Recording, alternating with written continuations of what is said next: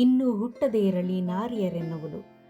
ಈ ಪದ್ಯಭಾಗದ ಪೂರ್ವಕತೆಯನ್ನು ಈಗ ತಿಳ್ಕೊಳ್ಳೋಣ. ಈ ಪದ್ಯಭಾಗವನ್ನು ಕುಮಾರವ್ಯಾಸನ ಕರ್ನಾಟ ಭಾರತ ಕಥಾಮಂಜರಿ ಕೃತಿಯಿಂದ ಅದರ ವಿರಾಟ ಪರ್ವದ 3ನೇ ಸಂಧಿಯಿಂದ ಆಯ್ಕೆ ಮಾಡಿಕೊಳ್ಳಲಾಗಿದೆ. ಮಹಾಭಾರತದ ಕಥೆಯ ಪ್ರಕಾರ ಪಾಂಡವರು 12 ವರ್ಷ ವನವಾಸವನ್ನು ಮಾಡಿ ಮತ್ತು 1 ವರ್ಷಗಳ ಕಾಲ ಅಜ್ಞಾತವಾಸವನ್ನು ಎದುರಿಸಿದ್ರು. ಒಟ್ಟು 13 ವರ್ಷಗಳ ಕಾಲ. ಶಕುನಿಯ ಒಂದು ವಂಚನೆಯ ಪಗಡೆಯಾಟದ ತಂತ್ರದಲ್ಲಿ ಪಾಂಡವರು ಎಲ್ಲವನ್ನ ಕಳ್ಕೊಳ್ತಾರೆ. ಈ ಅವಧಿಯನ್ನು ಅವರು ಬಹಳ ಕಷ್ಟಕರವಾಗಿ ಅನೇಕ ಸವಾಲುಗಳೊಂದಿಗೆ ಎದುರಿಸ್ತಾರೆ. ಅಜ್ಞಾತವಾಸ ಅಂದರೆ ಅವರು ತಮ್ಮ ಮೂಲ ರೂಪವನ್ನು, ಮೂಲ ಪಾತ್ರವನ್ನು, ಅವರು ಯಾರು ಅಂಬೋದನ್ನು ಮರೆಮಾಚಿ ಅವರು ಬದುಕನ್ನು ನಡೆಸಬೇಕಾಗತ್ತೆ. ಇಂಥ ಅಜ್ಞಾತವಾಸದ ಸಂದರ್ಭದಲ್ಲಿ ಅವರಿಗೆ ಅನೇಕ ತೊಂದರೆಗಳು, ತಾಪತ್ರಯಗಳು ಎದುರಾಗ್ತವೆ. ಅಂತಹ ಒಂದು ಸನ್ನಿವೇಶದಲ್ಲಿ ಈ ಕತೆ ಹುಟ್ಕೊಳ್ಳುತ್ತೆ. ಈ ಅಜ್ಞಾತವಾಸದ ಸಮಯದಲ್ಲಿ ಅವರು ವಿರಾಟ ರಾಜನ ಆಶ್ರಯದಲ್ಲಿ ಕೆಲಸಗಾರರಾಗಿ ಸೇವೆಗೆ ಸೇರಿಕೊಳ್ತಾರೆ. ಬೇರೆ ಬೇರೆ ಹೆಸರಿನಿಂದ ಅವರು ಬೇರೆ ಬೇರೆ ಕೆಲಸಕ್ಕೆ ಅವನ ಆಸ್ಥಾನಕ್ಕೆ ಬರ್ತಾರೆ. ಹಾಗೆ ದ್ರೌಪದಿ ಕೂಡ ಸೈರಂಧ್ರಿ ಅನ್ನೋ ಹೆಸರಿನಲ್ಲಿ ವಿರಾಟ ರಾಜನ ರಾಣಿ ಸುದೇಶ್ನಿ ಇರ್ತಾಳಲ್ಲ, ಆಕೆಯ ದಾಸಿಯಾಗಿ ಬರ್ತಾಳೆ. ಸುದೇಶ್ನಿಯ ತಮ್ಮ ಕೀಚಕ, ಆತ ಕ್ರೂರಿ, ಸ್ತ್ರೀಲೋಲ ಹಾಗೆ ಪೀಡಕ. ಒಮ್ಮೆ ದಾಸಿ ಸೈರಂಧ್ರಿಯನ್ನು ಕಂಡು ಮೋಹಿತನಾಗ್ತಾನೆ.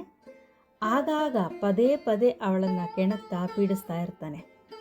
ಒಂದು ಸಲ ಅಂತೂ ವಿರಾಟ ರಾಜನ ಓಲಗದಲ್ಲಿ ದ್ರೌಪದಿಯನ್ನು ಹಿಡಿದು ಎಳ್ಕೊಳ್ಳೋಕ್ಕೆ ಯತ್ನ ಮಾಡಿದಾಗ ಅದು ಸಾಧ್ಯವಾಗದೆ ಹೋದಾಗ ಕಾಲಿನಿಂದ ಒದ್ದು ಅವಮಾನ ಮಾಡ್ತಾನೆ.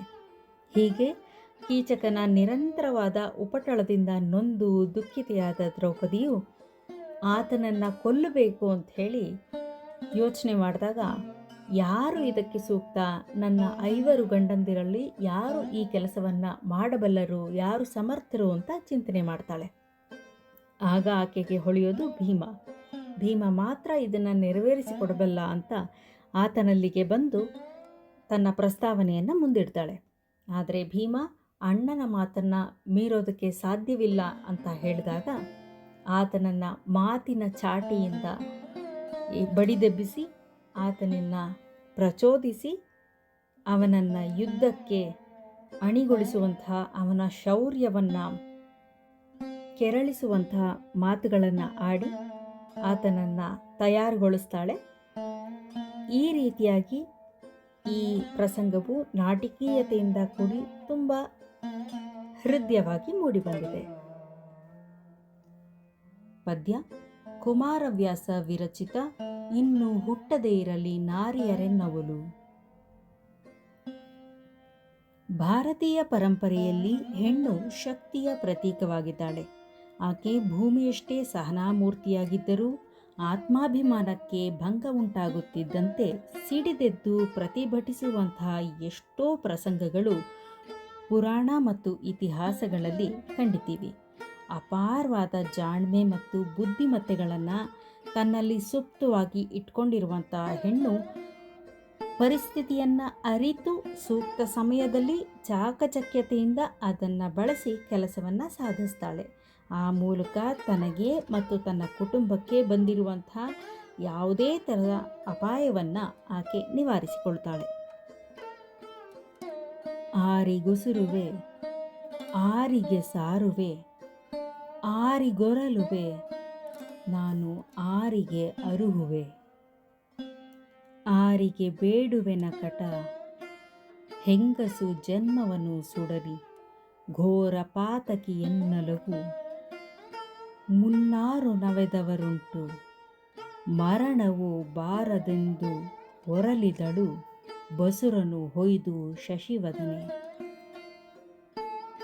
ಈ ಪದ್ಯಭಾಗದಲ್ಲಿ ದ್ರೌಪದಿಯು ತನ್ನ ಮುಂದಿನ ಕಾರ್ಯದ ಬಗ್ಗೆ ಚಿಂತಿಸ್ತಾ, ನನಗಾಗಿರುವಂಥ ಕೀಚಕನಿಂದ ನನಗೆ ಆಗ್ತಾ ಇರುವಂತಹ ಅವಮಾನವನ್ನು ನಾನು ಯಾರಿಗೆ ಹೇಳಿಕೊಳ್ಳಿ, ಯಾರ ಬಳಿ ಹೋಗಲಿ, ಯಾರನ್ನ ಬೇಡಿಕೊಳ್ಳಿ?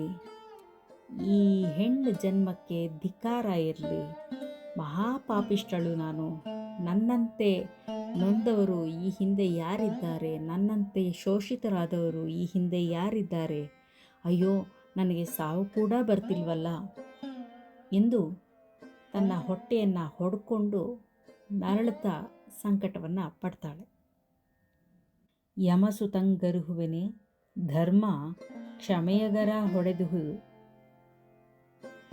ಪಾರ್ಥನು ಮಮತೆಯುಳ್ಳವನೆಂಬನೇ ತಮ್ಮಣ್ಣನಾಜ್ಞೆಯಲ್ಲಿ ಭ್ರಮಿತನಾಗಿಹನು.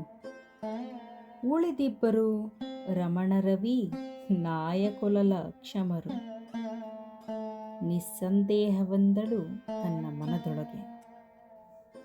ಧರ್ಮರಾಯನಲ್ಲಿ ಹೇಳೋಣ ಅಂದರೆ ಅವನಿಗೆ ಧರ್ಮದ ಕ್ಷಮೆಯ ಗರ ಬಡ್ಕೊಂಡಿದೆ. ಇನ್ನೂ ಅರ್ಜುನನಿಗೆ ನನ್ನ ಮೇಲೆ ಮಮತೆ ಇರೋದೇನೋ ನಿಜ, ಆದರೆ ಅವನು ತನ್ನ ಅಣ್ಣನ ಆಜ್ಞೆಯನ್ನು ಮೀರೋದಕ್ಕೆ ಕಷ್ಟ ಇದೆ. ಇನ್ನು ಉಳಿದ ಇಬ್ಬರು ನಕುಲ ಸಹದೇವರು, ಅವರಲ್ಲಿ ಹೇಳ್ಕೊಳ್ಳೋಣ ಅಂದರೆ ಅವರು ಒಂದು ನಾಯನ್ನು ಕೊಲ್ಲೋದಕ್ಕೆ ಅಸಮರ್ಥರು ಅನ್ನೋದು ಸ್ಪಷ್ಟ ಅಂತ ದ್ರೌಪದಿ ಮನದಲ್ಲಿ ಲೆಕ್ಕಾಚಾರ ಹಾಕ್ತಾಳೆ. ಎಲ್ಲರೊಳು ಕಲಿಭೀಮನೇ ಮಿಡುಗುಳ್ಳ ಗಂಡನು, ಹಾನಿ ಹರಿಬಕ್ಕೆ ನಿಲ್ಲದಂಗೈಸುವನು, ಕಡು ಹೀಹಾಳಿಯುಳ್ಳವನು, ಖುಲ್ಲನಿವನು, ಉಪಟಳವನಾತನು ಗೆಲ್ಲವನು. ಹೇಳುವೆನು ಬಳಿಕ ಅವನಲ್ಲಿ ಹುರುಳಿಲ್ಲದೆಡೆ, ಕುಡಿವೆನು ಘೋರತರ ವಿಷವ. ಐವರು ಪಾಂಡವರಲ್ಲಿ ಪೌರುಷ ಮತ್ತು ಕೆಚ್ಚು ಉಳ್ಳವನೆಂದರೆ ಕಲಿಭೀಮ ಮಾತ್ರ. ನನಗೆ ವಿಪತ್ತು ಬಂದಿದೆ ಅಂತ ಗೊತ್ತಾದರೆ ತಕ್ಷಣ ಆತ ಪ್ರತಿಕ್ರಿಯಿಸ್ತಾನೆ. ಆದ್ದರಿಂದ ದುಷ್ಟ ಕೀಚಕನು ಕೊಡ್ತಾ ಇರುವಂತಹ ಹಿಂಸೆಯ ವಿಷಯ ಎಲ್ಲವನ್ನ ನಾನು ಭೀಮನಿಗೆ ಹೇಳಿಬಿಡ್ತೀನಿ.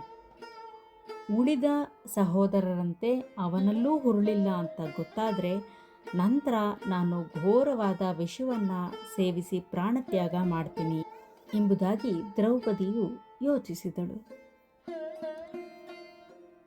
ಎಬ್ಬಿಸಲು ಭುಗಿಲೆಂಬನೋ ಮೇಣೊಬ್ಬಳೇತಕ್ಕೆ ಬಂದೆ, ಮೋರೆಯ ಮಬ್ಬಿಂದೇತಕ್ಕೆನ್ನ ಸಂತೈಸುವನೋ, ಸಾಮದಲ್ಲಿ ತುಬ್ಬುವುದೋ ತಾ ಬಂದ ಬರವಿದು ನಿಬ್ಬರವಲ, ಜನದ ಮನಕ್ಕಿನ್ನೆಬ್ಬಿಸಿಯೇ ನೋಡುವೆನೆನುತ್ತಾ ಸಾರಿದಳು ವಲ್ಲಭನ.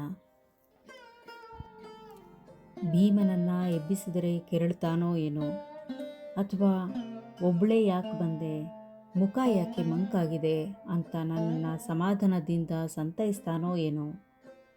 ನಾನು ಬಂದಿದ್ದು ಸರಿಯಾದ ಸಮಯವೋ ಅಲ್ವೋ? ನೋಡೋ ಜನರ ಮನಸ್ಸಿಗೆ ಇದು ನಿಜಕ್ಕೂ ಅನಿರೀಕ್ಷಿತ ಅಲ್ವಾ? ಏನು ಮಾಡಲಿ? ಏನಾದರೂ ಆಗಲಿ, ಎಬ್ಬಿಸಿ ನೋಡಿಯೇ ಬಿಡ್ತೀನಿ ಅಂತ ದ್ರೌಪದಿ ಭೀಮನ ಸಮೀಪಕ್ಕೆ ಬಂದಳು. ಮೆಲ್ಲ ಮೆಲ್ಲನೆ ಮುಸುಕ ಸಡಿಲಿಸಿ ಗಲ್ಲವನು ಹಿಡಿದಲುಗಲು, ಪ್ರತಿ ಮಲ್ಲನೆದ್ದನು ನೋಡಿದನು ಪಾಂಚಾಲನಂದನೆಯ. ವಲ್ಲಭೆ ಬರವೇನು ಮುಖದಲ್ಲಿ, ತಲ್ಲಣವೇ ತಲೆದೋರುತ್ತಿದೆ, ತಳುವಿಲ್ಲದು ಸುರುಳಿಗೇಕೆ ಬಂದೆ ಲತಾಂಗಿ ಹೇಳೆಂದ. ದ್ರೌಪದಿಯು ಮಲಗಿದ್ದ ಭೀಮನ ಮುಸುಕನ್ನು ಸಡಿಲಿಸಿ ಅವನ ಗಲ್ಲವನ್ನು ಹಿಡಿದು ಅಲುಗಾಡಿಸಿದಳು. ಆ ಮಹಾವೀರ ಕೂಡಲೇ ಎದ್ದು ದ್ರೌಪದಿಯನ್ನು ನೋಡಿದ. ರಮಣಿ, ಏಕೆ ಬಂದೆ? ನಿನ್ನ ಮುಖದಲ್ಲಿ ತುಂಬ ತಳಮಳ ಕಾಣುತ್ತಿದೆ. ತಡ ಮಾಡದೆ ಬೇಗ ಹೇಳು. ರಾತ್ರಿಯ ಈ ಹೊತ್ತಿನಲ್ಲಿ ನೀನು ಏಕೆ ಬಂದೆ ಎಂದು ಕೇಳಿದ. ನಿನ್ನ ಹಗಲರೆಯಟ್ಟಿ ಕೀಚಕ ಕುನ್ನಿಯದೆದನು ರಾಜಸಭೆಯಲ್ಲಿ, ನಿನ್ನ ವಂದಿಗರಿರಲು ಪರಿಭವ ಉಚಿತವೇ ತನಗೆ, ಎನ್ನನವ ಬೆಂಬಳಿಯ ಬಿಡನ ನಾನಿನ್ನು ಬದುಕುವಳಲ್ಲ, ಪಾತಕ ನಿನ್ನ ತಾಗದೆ ಮಾಡದೆ ಎನಲ ಭೀಮ ಕತಿಗೊಂಡ. ದ್ರೌಪದಿ ಭೀಮನಿಗೆ ಹೇಳಿದಳು, ನಿನ್ನೆ ಮಧ್ಯಾಹ್ನ ಕೀಚಕನೆಂಬ ನಾಯಿ ಎಲ್ಲರೆದುರಿಗೆ ರಾಜಸಭೆಯಲ್ಲಿ ನನ್ನನ್ನು ಒದ್ದ. ನಿನ್ನಂಥ ವೀರ ಗಂಡನಿರುವಾಗ ನನಗೆ ಅವಮಾನವಾಗಿತ್ತು ಸರಿಯೇ? ಅಷ್ಟೇ ಅಲ್ಲ, ಅವನು ನನ್ನ ಬೆನ್ನು ಬಿಡುವುದಿಲ್ಲ. ಆದ್ದರಿಂದ ನಾ ಬದುಕುವುದಿಲ್ಲ. ನಾನು ಆತ್ಮಹತ್ಯೆ ಮಾಡಿಕೊಂಡರೆ ಆ ಪಾತಕ ನಿನ್ನನ್ನು ಸುತ್ತಿಕೊಳ್ಳುತ್ತದೆ ಎನ್ನುತ್ತಾಳೆ. ಈ ಮಾತು ಕೇಳಿ ಭೀಮನಿಗೆ ತುಂಬ ಕೋಪ ಬರುತ್ತದೆ. ರಮಣ, ಕೇಳು, ಉಳಿದವರು ತನ್ನನ್ನು ರಮಿಸುವರು, ಮಾನಾರ್ಥವನ್ನೇ ನಿರ್ಗಮಿಸುವರು. ನೀನಲ್ಲದುಳಿದವರು ಚಿತಬಾಹಿರರು. ಮಮತೆಯಲ್ಲಿ ನೀ ನೋಡು, ಚಿತ್ತದ ಸಮತೆಯನ್ನು ಬೀಳ್ಕೊಡು. ಕುಠಾರನ ಯಮನ ಕಾಣಿಸಿ ಕರುಣಿಸೆಂದಳು ಕಾಂತೆ ಕೈ ಮುಗಿದು. ಭೀಮ, ಕೇಳು, ಉಳಿದ 4 ಪತಿಗಳು ಸುಖಕ್ಕಾಗಿ ನನ್ನ ಬಳಿ ಬರುತ್ತಾರೆ. ಆದರೆ ಮರ್ಯಾದೆ ಪ್ರತಿಷ್ಠೆಗಳ ಪ್ರಶ್ನೆ ಬಂದಾಗ ಅವರೆಲ್ಲ ಅಲ್ಲಿ ನಿಲ್ಲದೆ ಹೊರಟು ಹೋಗುತ್ತಾರೆ. ನಿನ್ನನ್ನು ಬಿಟ್ಟರೆ ಉಳಿದವರೆಲ್ಲ ಕಷ್ಟಕ್ಕೆ ಒಗ್ಗಿಕೊಂಡವರಾಗಿದ್ದಾರೆ. ಆದುದರಿಂದ ನೀನು ನನ್ನನ್ನು ತುಂಬ ಕರುಣೆಯಿಂದ ನೋಡು, ಮನಸ್ಸಿನ ಶಾಂತತೆಯನ್ನು ದೂರವಿಡು. ಈ ಕ್ರೂರಿ ಕೀಚಕನನ್ನು ಕೊಲ್ಲು, ನನ್ನ ಮೇಲೆ ಕರುಣೆ ತೋರು ಎಂದು ದ್ರೌಪದಿ ಭೀಮನಿಗೆ ಕೈ ಮುಗಿಯುತ್ತಾ ಕೇಳಿಕೊಂಡಳು. ಕಲಹ ಕಾದೊಡೆ ನಾವು ರಮಿಸುವ ಉಳಿದವರು ಬಳಿಕೇನು ಗಾದೆಯ ಬಳಕೆ. ಕೆಲವರು ಬಡಿಸುದೊಡೆ ಕೆಲರುಂಡು ಜಾರುವರು. ಅಳುಕಿ ನಡೆವವರೆಲ್ಲ ನಿನ್ನಯ ಹಳಿವು ಹರಿಬವ ಹೇಳಿ ಚಿತ್ತವ ತಿಳಿಹಿಕೊಂಬುದು ನಾವು ಭೀತರು ಧರ್ಮಜನ ಹೊರಗೆ. ಆಗ ಭೀಮನು, ಹೋರಾಡುವುದಕ್ಕೆ ನಾನು, ನಿನ್ನನ್ನು ರಮಿಸಲು ಅವರು. ಚೆನ್ನಾಗಿದೆ. ಕೆಲವರು ಸಂಪಾದನೆ ಮಾಡಿ ಹಣ ತರುತ್ತಾರೆ, ಉಳಿದವರು ಕೆಲಸ ಮಾಡದೆ ಆನಂದವಾಗಿ ಉಂಡು ತಿಂದು ತಿರುಗಾಡುತ್ತಾರೆ. ಅವರಿಗೆ ಎಂದಿಗೂ ಯಾರಿಗೂ ಹೆದರಿ ನಡೆಯುವವರಲ್ಲ. ನೀನೀಗ ಅವರ ಬಳಿ ಹೋಗು. ನಿನಗಾದ ಅವಮಾನ, ಈಗ ಮಾಡಬೇಕಾದ ಕೆಲಸ ಎರಡನ್ನೂ ಹೇಳಿ ಅವರು ಕಾರ್ಯಪ್ರವೃತ್ತರಾಗುವಂತೆ ಮಾಡು. ಪಾಂಡವರಲ್ಲಿ ನಾನು ಮಾತ್ರ ಬೇರೆ, ಏಕೆಂದರೆ ಅಣ್ಣ ಧರ್ಮರಾಯನಿಗೆ ನಾನು ಮಾಡಿದುದು ಯಾವುದೂ ಸರಿ ಬರುವುದಿಲ್ಲ. ನನಗೆ ಆತನನ್ನು ಕಂಡರೆ ತುಂಬ ಭೀತಿ. ಅವನನ್ನು ನಾನು ಖಂಡಿತ ಎದುರು ಹಾಕಿಕೊಳ್ಳಲಾರೆ. ಹೆಂಡತಿಯ ಹರಿ ಬದಲಿಯೊಬ್ಬನೇ, ಗಂಡುಗೂಸೆ ವೈರಿಯನ್ನು ಕಡಿ ಖಂಡವನ್ನು ಮಾಡುವನು, ಮೇಣ್ ತನ್ನೊಡಲನಿಕ್ಕುವನು. ಗಂಡರೈವರು 3 ಲೋಕದ ಗಂಡರು ಒಬ್ಬಳ ಆಳಲಾರಿರಿ. ಗಂಡರೋ ನೀವು ಭಂಡರೋ ಹೇಳಿರೆಂದಳು ಇಂದುಮುಖಿ. ದ್ರೌಪದಿಯು ಹೆಂಡತಿಗೆ ವಿಪತ್ತು ಬಂದಾಗ ಒಬ್ಬನೇ ಗಂಡ ಇದ್ದರೂ ಆತ ವೈರಿಯನ್ನು ಖಂಡವಾಗಿ ತುಂಡರಿಸಿ ಕೊಂದು ಬಿಡುತ್ತಾನೆ. ಅಥವಾ ತನ್ನೊಡಲನ್ನೇ ಬಲಿಕೊಟ್ಟಾದರೂ ಪತ್ನಿಯ ಮಾನವನ್ನುಳಿಸುತ್ತಾನೆ. ನನಗಾದರೂ ನೀವು 5 ಜನ ಗಂಡಂತಿರಿದ್ದೀರಿ. ನಿಮ್ಮನ್ನು ಗಂಡರೆಂದು ಕರೆಯಬೇಕೇ ಭಂಡರೆಂದು ಕರೆಯಬೇಕೆ? ನೀವೇ ಹೇಳಿ ಎಂದು ದ್ರೌಪದಿ ಆರ್ಭಟಿಸಿದಳು. ಹೆಣ್ಣು ಹರಿಬಕ್ಕೋಸುಗವೇ, ತಮ್ಮಣ್ಣನಾಜ್ಞೆಯ ಮೀರಿ ಕುಂತಿಯ ಚಿಣ್ಣ ಬದುಕಿದನೆಂದು ನುಡಿವರು ಕುಜನರಾದವರು. ಅಣ್ಣನವರಿಗೆ ದೂರುವುದು ನಾವುಣ್ಣ ದುರಿಯುವು. ರಾಯನಾಜ್ಞೆಯ ಕಣ್ಣಿನಲ್ಲಿ ಬಿಗಿ ಒಡೆದು ಕಡೆದವು ಕಾಂತೆ ಕೇಳೆಂದ. ಅದಕ್ಕೆ ಭೀಮನು, ದ್ರೌಪದಿ, ಈಗ ನಾನು ಆ ಕೀಚಕನನ್ನು ಕೊಂದರೆ ಆಹಾ, ಹೆಣ್ಣಿನ ಕೆಲಸಕ್ಕಾಗಿ ಈ ಕುಂತಿಯ ಮಗ ಭೀಮನು ತನ್ನ ಅಣ್ಣನ ಆಜ್ಞೆಯನ್ನು ಮೀರಿ ನಡೆದ ಎಂದು ದುರ್ಜನರು ಆಡಿಕೊಳ್ಳುತ್ತಾರೆ. ಆದುದರಿಂದ ನಾನು ಆ ತಂಟೆಗೇ ಹೋಗುವುದಿಲ್ಲ. ನೀನು ಈಗ ಅಣ್ಣನವರ ಬಳಿ ಹೋಗಿ ದೂರು ಹೇಳಿಕೊ. ಇದು ನಾವು ನುಂಗಲಾರದ ತುತ್ತು. ನಾವೀಗ ಅಣ್ಣನ ಆಜ್ಞೆ ಎಂಬ ಹಗ್ಗದಿಂದ ಬಂಧಿತರಾಗಿ ಬಿಟ್ಟಿದ್ದೇವೆ, ಏನೂ ಮಾಡಲಾರೆವು ಎಂದು ಭೀಮನು ದ್ರೌಪದಿಗೆ ಹೇಳಿದ. ಇನ್ನೂ ಹುಟ್ಟದೆಯೇ ಇರಲಿ ನಾರಿಯರೆನ್ನವಲು, ಭಂಗಿತರು ಭುವನದೊಳಗಿನ್ನೂ ಜನಿಸಲು ಬೇಡ. ಗಂಡರು ಭೀಮ ಸನ್ನಿಭರು ಎನ್ನವಲು, ಪಾಂಡವರ ಒಲು ಸಂಪನ್ನ ದುಃಖಿಗಳಾರೂ ಸವೆದರು ಮುನ್ನಿನವರೊಳಗೆಂದು ದ್ರೌಪದಿ ಹಿರಿದು ಹಲುಬಿದಳು. ದ್ರೌಪದಿಯು, ನನ್ನಂತೆ ಅವಮಾನಕ್ಕೆ ಗುರಿಯಾಗುವ ಹೆಂಗಸರು ಇನ್ನು ಮುಂದೆ ಹುಟ್ಟದಿರಲಿ. ಹಾಗೆಯೇ ಈ ಲೋಕದಲ್ಲಿ ಭೀಮನಂತಹ ಗಂಡ ಹುಟ್ಟದೆಯೇ ಇರಲಿ. ಪಾಂಡವರಿಗೆ ಅವರ ಕೈ ಹಿಡಿದ ತನಗೆ ಅನುಭವಿಸುವುದಕ್ಕೆ ದಾರಿದ್ರ್ಯವಲ್ಲದೆ ಇನ್ನೇನೂ ಸಿಗಲಿಲ್ಲ. ಸಮೃದ್ಧವಾಗಿ ದೊರಕಿದ್ದಂದರೆ ದುಃಖ ಮಾತ್ರ. ಹಿಂದಿನವರಲ್ಲಿ ನನ್ನ ಹಾಗೆ ಮತ್ತು ಪಾಂಡವರ ಹಾಗೆ ಅತಿಶಯ ಸಂಕಟದಿಂದ ನೆನೆದವರು ಬೇರೆ ಯಾರಿದ್ದಾರೆ ಎಂದು ದ್ರೌಪದಿ ಸಂಕಟಪಟ್ಟಳು. ಮಂದೆ ಗೆಳೆಸಿದ ಪಾಪಿ ಕೌರವನಂದು ಮುಂದಲೆವಿಡಿದು ಸೈಂಧವ ಬಂದು ಬಳಿಕ ಅರಣ್ಯವಾಸದೊಳಗೆನ್ನ ಎಳೆದೊಯ್ದು ಇಂದು ಕೀಚಕ ನಾಯ ಕಾಲಲ್ಲಿ ನೊಂದೆ ನಾನೀ 3 ಬಾರಿಯೇ ಬಂದ ಭಂಗವೇ ಸಾಕೆನ್ನುತ್ತಾ ಬಸವಳಿದಳು ಇಂದುಮುಖಿ. ಸಭೆಯಲ್ಲಿ ಎಲ್ಲರ ಮುಂದೆ ಎಳೆಸಿ ತರಿಸಿ ಅವಮಾನಿಸಿದವನು ಕೌರವ. ಆ ನಂತರ ಅರಣ್ಯವಾಸ ಕಾಲದಲ್ಲಿ ಸೈಂಧವನು ಮುಂದಲೆಯನ್ನು ಹಿಡಿದು ನನ್ನನ್ನು ಎಳೆದುಕೊಂಡು ಹೋದ. ಇಂದು ಈ ಕೀಚಕ ನಾಯ ಕಾಲಲ್ಲಿ ಒದೆಸಿಕೊಂಡು ನೊಂದಿದ್ದೇನೆ. ಹೀಗೆ 3 ಬಾರಿ ಬಂದ ಭಂಗಗಳೇ ಸಾಕಲ್ಲವೇ ಎಂದು ದ್ರೌಪದಿ ನರಳಿದಳು. ಕಾಲಯಮ ಕೆರಳಿದೊಡೆ ಮುರಿವೆಚ್ಚಾಳುತನವೆನ್ನರೊಬ್ಬಳ ನಾಳಲಾರಿರಿ ಪಾಪಿಗಳರ ಅಪಕೀರ್ತಿಗಳನ್ನು ಕಿರಲ ತೋಳಹೊರೆ ನಿಮಗೇಕೆ ಭೂಮಿಪಾಲ ವಂಶದೊಳು ಉದಿಸಲೇಕೆ ಕೂಳುಗೇಡಿಂಗೊಡಲ ಹೊರೆಯುವಿರಿ ಎಂದಳು ಇಂದುಮುಖಿ. ನೀವು ಪಾಂಡವರು ಎಂತಹ ವೀರರೆಂದರೆ ಕೆರಳಿ ನಿಂತರೆ ಯಮನನ್ನೇ ಮುರಿದು ಕೆಡಹಬಲ್ಲ ಸಮರ್ಥರು. ಆದರೆ ನೀವೆಲ್ಲ ಸೇರಿದರೂ ನನ್ನೊಬ್ಬಳನ್ನು ಕಾಪಾಡಿಕೊಳ್ಳಲಾರಿರಿ. ಪಾಪಿಗಳು, ನಿಮಗೆ ಅಪಕೀರ್ತಿ ಬರುತ್ತದೆಂಬ ಅಂಜಿಕೆಯಾದರೂ ಬೇಡವೇ? ವೀರ ಕಾರ್ಯ ಮಾಡದ ತೋಳುಗಳು ನಿಮಗೆ ವ್ಯರ್ಥ ಹೊರೆಯಾಗಿವೆ. ಅವು ನಿಮಗೇಕೆ? ನೀವೆಲ್ಲ ರಾಜವಂಶದಲ್ಲಿ ಏಕೆ ಹುಟ್ಟಬೇಕಾಗಿತ್ತು ಹೇಳಿ? ಅನ್ನದಂಡಕ್ಕಾಗಿ ನಿಮ್ಮ ದೇಹವನ್ನು ಇಟ್ಟುಕೊಂಡಿದ್ದೀರಿ ಅಷ್ಟೇ ಎಂದು ದ್ರೌಪದಿ ನಿಂದಿಸಿ ನುಡಿದಳು. ಎನ್ನಲು ಕಂಬನಿದುಂಬಿದನು. ಕಡು ನೆನೆದು ಅಂತಃಕರಣ ರೋಷದ ಘನತೆ ಹೆಚ್ಚಿತು. ಹಗೆಗಳನ್ನು ಹಿಂಡಿದನು ಮನದೊಳಗೆ. ತನು ಪುಳಕ ಉಬ್ಬಿಸಿ ಮೆಲ್ಲನೆ ವನಿತೆಯನ್ನು ತೆಗೆದಪ್ಪಿದನು. ಕಂಬನಿಯ ನೊಡೆದನು ಸೆರಗಿನಲ್ಲಿ ಕಲಿ ಭೀಮ ಮಾನಿನಿಯ. ದ್ರೌಪದಿಯ ನುಡಿಗಳನ್ನು ಕೇಳಿ ಭೀಮನ ಕಣ್ಣಲ್ಲಿ ನೀರುಕ್ಕಿತು. ಅಂತರಂಗ ಆರ್ದ್ರವಾಯಿತು. ರೋಷ ಉಕ್ಕಿತು. ಮನಸ್ಸಿನಲ್ಲೇ ಹಗೆಗಳನ್ನು ಹಿಂಡಿದನು. ಪ್ರಚಂಡ ಮಲ್ಲರೊಂದಿಗೆ ಕಾದಾಡುವ ಪ್ರಸಂಗವನ್ನು ನೆನೆಸಿಕೊಂಡು ರೋಮಾಂಚನಗೊಂಡನು. ಅನುಕಂಪದಿಂದ ದ್ರೌಪದಿಯನ್ನು ಮೆಲ್ಲನೆ ಅಪ್ಪಿಕೊಂಡನು. ತನ್ನ ಸೆರಗಿನಿಂದ ಅವಳ ಕಣ್ಣುಗಳನ್ನು ಮೆಲ್ಲನೆ ಒರೆಸಿದನು. ಕರುಳನೇವರಿಸಿದನು. ಗಲ್ಲವನೊರೆಸಿ ಮುಂಡಾಡಿದನು. ಮಂಚದ ಹೊರೆಯ ಗಿಂಡಿಯ ನೀರಿನಲ್ಲಿ ತೊಳೆದನು ಮುಖಾಂಬುಜವ. ಅರಸಿ ಬಿಡು ಬಿಡು ಖಾತಿಯನ್ನು ವಿಸ್ತರಿಸಲೇಕೆ?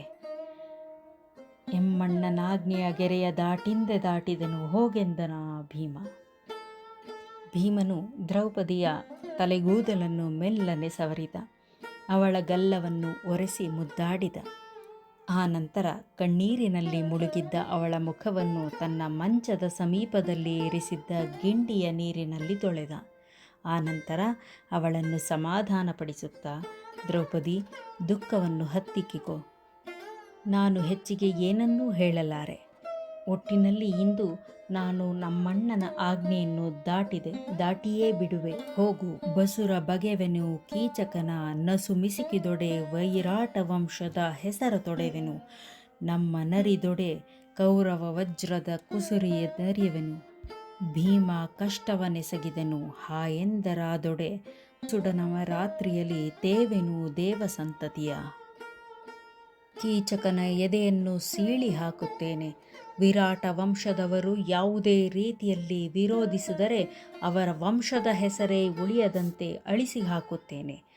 ಕೀಚಕನ ಸಾವಿನಿಂದ ನಾವು ಇಲ್ಲಿರುವ ಸಂಗತಿ ಕೌರವನಿಗೆ ತಿಳಿದರೆ ಕೌರವ ಸಮೂಹವನ್ನೆಲ್ಲ ಸಣ್ಣ ಸಣ್ಣಕ್ಕೆ ಕೊಚ್ಚಿ ಹಾಕುತ್ತೇನೆ.